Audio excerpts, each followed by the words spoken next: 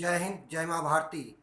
प्यारे मित्रों, विद्यार्थियों, आप सभी लोगों को माँ कर्मा देवी जयंती की हार्दिक हार्दिक शुभकामनाएं।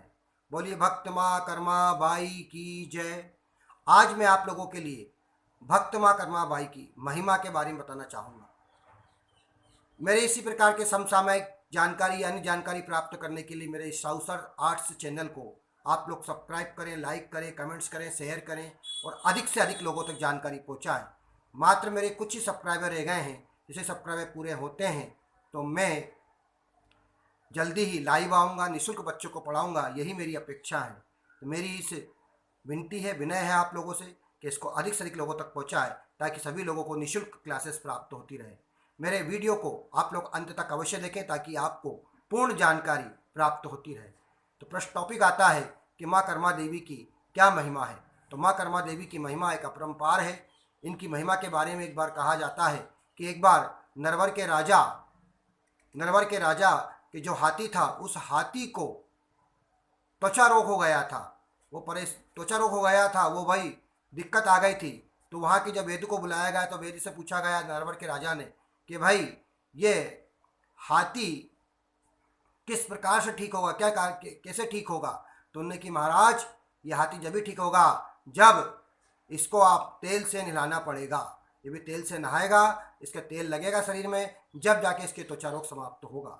तब इतना थोड़ा तेल कैसे लेके आया कि तेल, भाई इस तेल के लिए आपको एक तालाब का निर्माण करना पड़ेगा। उस तालाब में आपको तेल भरवाना पड़ेगा जिससे कि ये हाथी जब नहाएगा इसके बाद ही इसका त्वचा रोग समाप्त होगा।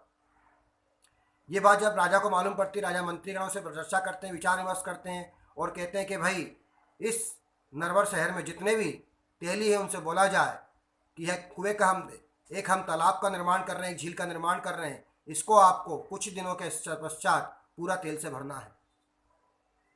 टाइम दे दिया जाता है कि भाई आपको कम से कम राजा ढिंढोरी पीटते हैं, लोगों से कहते हैं, राजा के माध्यम से कहा जाता है कि सुनो सुनो गांव वालों, आप लोगों को, जो तेली समाज के लोग हैं, उनको एक झील का निर्माण किया जा रहा है। उस झील में तेल से पूरा उसको भरना है। उनको तेल से कम एक पखवाड़े के अंदर भरना है। एक पखवाड़े के अंदर नहीं भरते हैं तो उन सबको मौत के घाट उतार दिया जाएगा। अब एक झील को जिसमें कि हाथी नहाएगा राजा का, और एक पखवाड़े के अंदर भरना है। ये जब बात मालूम पड़ती है तेली समाज के सभी लोगों को तो बड़ी हाहाकार मच जाती है।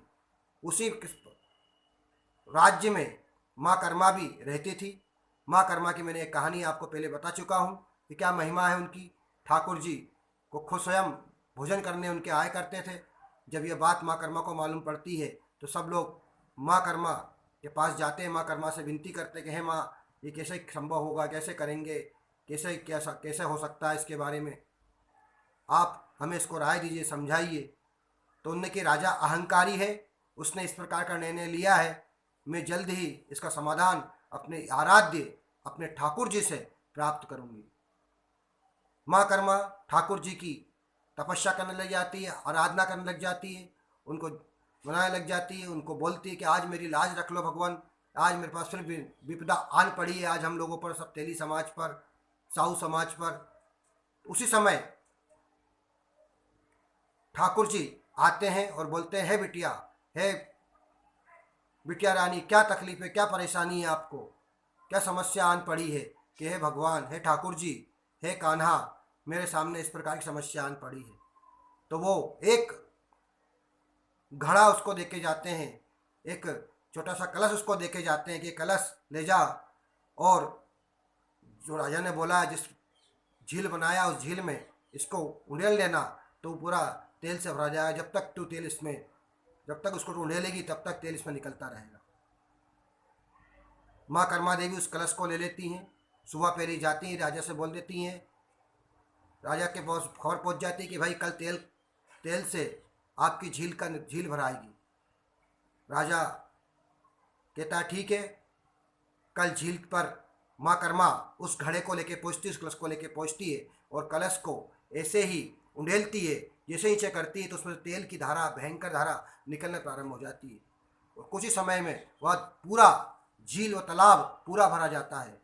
तेल इतना निकलता उस कलश में से कि भरता भरता तालाब वो तेल राजा के महल तक पहुंच जाता है और राजा के महल उसमें डूबने वाला ही होता है।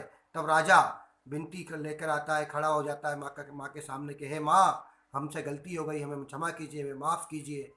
ये तो हम किसी अंधविश्वास की बातों में आ गए और आपसे ऐसा बात कह दी हमने, इसके लिए हम माफ़ी चाहते हैं। हे माता, हमारी इस विनती को स्वीकार करें, हमें क्षमा करें। माँ उसकी बात सुनती है, उसको क्षमा या देती है। इसी प्रकार से माँ की ये महिमा है। इसी कारण से हम माँ कर्मा को अपनी आराध्य मानते हैं, माँ कर्मा को भक्त शिरोमणि मानते हैं, जिन्होंने कि राजा से पूरे तेलिक समाज को आज़ाद करवाया था। उसी की याद में, उन्हीं के जन्म दिवस पर हम इस कर्मा जयंती का त्यौहार मनाते हैं। बोलिए माँ कर्मा देवी की जय।